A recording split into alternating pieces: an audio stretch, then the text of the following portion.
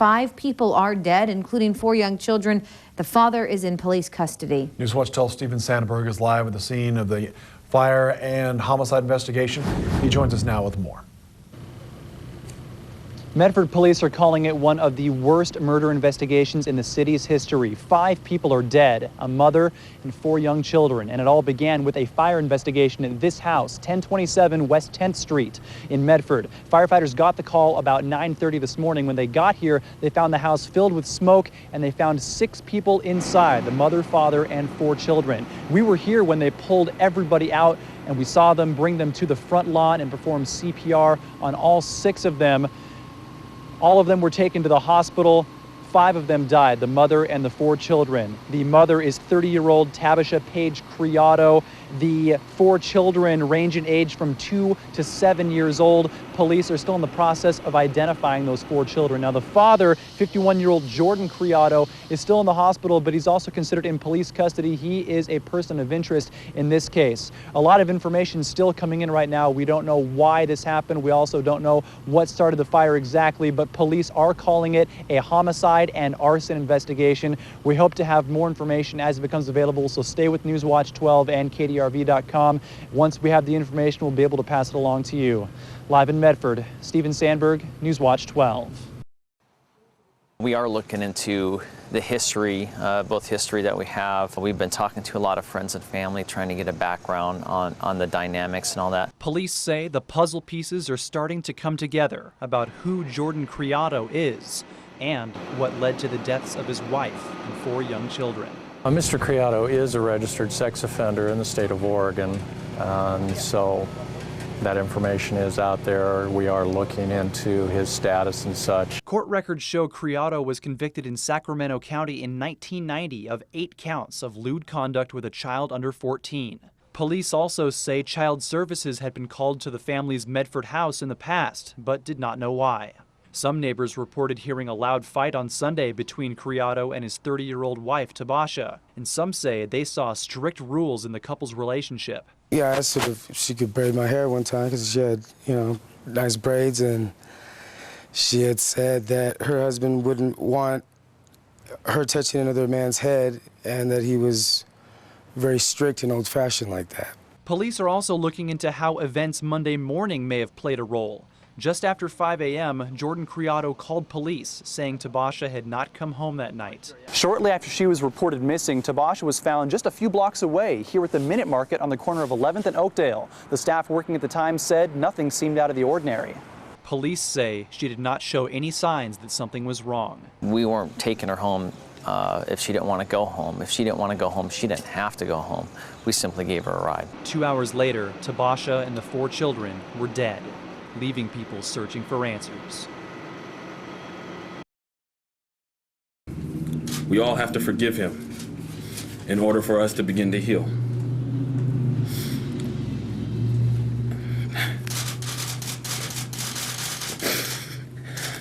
But Jesse Adams says it won't be easy, not when trying to forgive the suspected killer of his sister, Tabasha, and her 4 young children. And let God be the judge of his character and his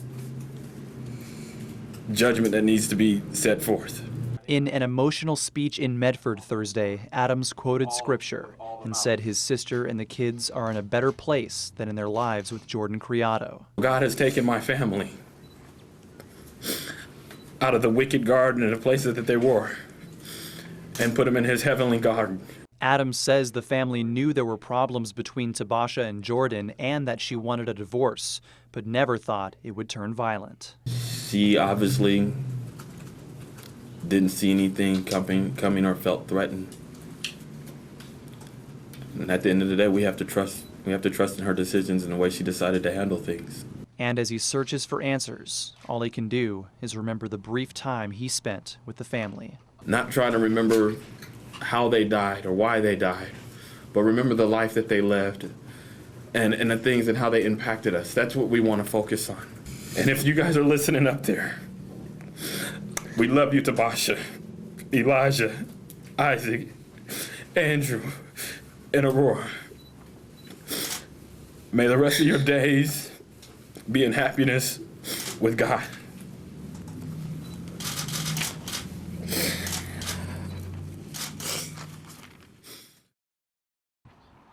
The house on 10th Street is no longer an active crime scene.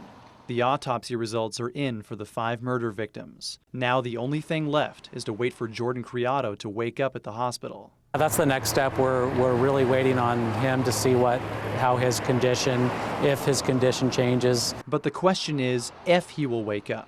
Since Monday, Criado has been in critical condition here at Rogue Valley Medical Center. He's been unresponsive, suffering from smoke inhalation, and he's needed a mechanical ventilator to help him breathe.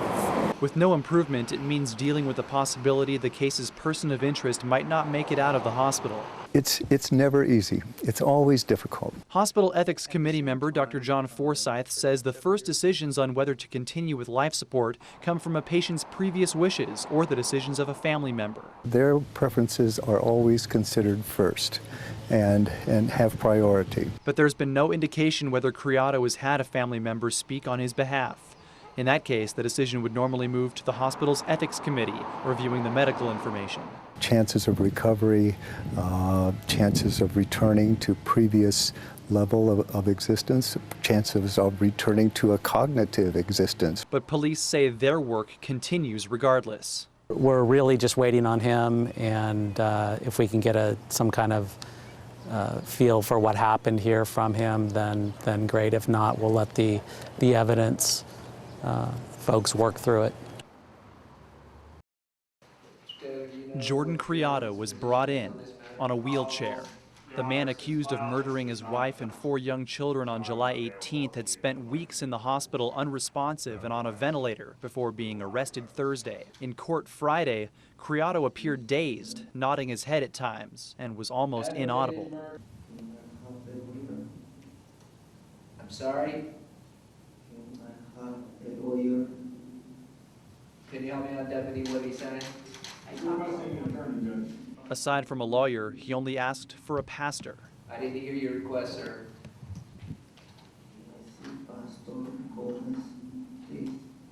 He asked to see Pastor Gomez. Criado also wore some kind of vest. The Jackson County Sheriff's Office could not say what kind of vest it was, only that they cannot comment on his current medical condition.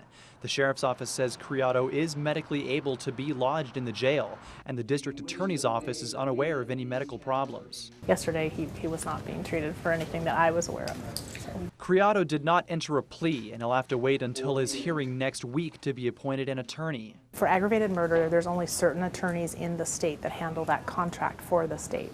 So the Southern Oregon Public Defender's Office does not take those cases.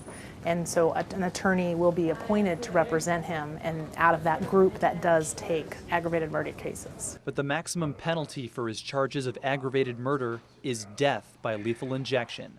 As far as the death penalty goes, we don't make a decision on that until we've reviewed all of the evidence and had a better chance to look at everything. So that decision is probably quite a few months down the road before we would make a decision that we were actually pursuing the death penalty. From when he was first wheeled into his court appearance to his hearing last Friday, Jordan Criado has been wearing some type of vest different from other inmates. The Jackson County Jail cannot comment on it, so we asked Josephine County Jail if they had something similar looking. And they did, a suicide prevention smock. And what it does is it's all Velcro, so we're able to easily wrap it around somebody, put their arms through it. And this is the only clothing that they wear. If an inmate was determined to be a suicide risk, they actually would not be allowed to wear any clothing while in the jail. At that point, they would be given the suicide smock and be required to wear this from that point on.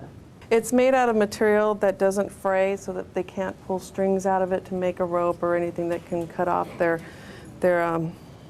neck or their wrists. In Josephine County, it's given to inmates who show signs of suicidal thought or who tried to kill themselves before being arrested. They wear it 24/7 until we have a mental health specialist come in and determine that they're no longer a threat to themselves. Criado is accused of killing his wife and 4 children, then setting fire to their Medford home.